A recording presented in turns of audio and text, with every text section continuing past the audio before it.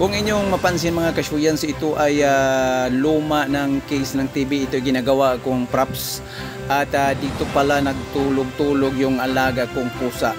At kung yung tingnan hindi mo malata, ito ay isang luma. Hoy! Napulala nyo! Tahiin nyo! Natutulog ako, nakisigaw ko sa pulala nyo! Kung ayaw matulog, magpatulog kayo! Ayan, nagising tuloy yung alaga ko.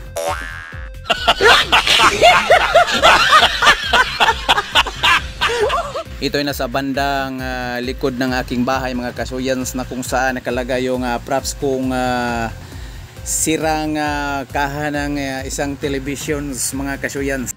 At kung mapansin niyo mga kasuyans, tingnan niyo parang isang totoong televisions na walang diferensya. Yan mga kasuyans. Lumabas tong alaga ko, naguguluhan na siya at yan, ito ay napakabait.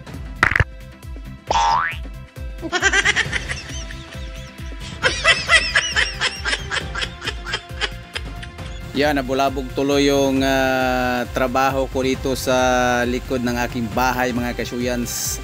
Ang nadatnan ko ay ang pusa kong alaga ang natutulog doon sa props. Baka mamatay pa yun, bumula pa, bibiglim pa. Tuloy sa ating gawain sa paghatid ng mga kasayahan at katuwaan para sa inyo aking mga kasyuyans. At yan ang ating ganap dito sa likod ng aking bahay sa mga araw na ito. Maraming salamat sa inyong laging suporta at laging panunood. Baliw ka yata eh!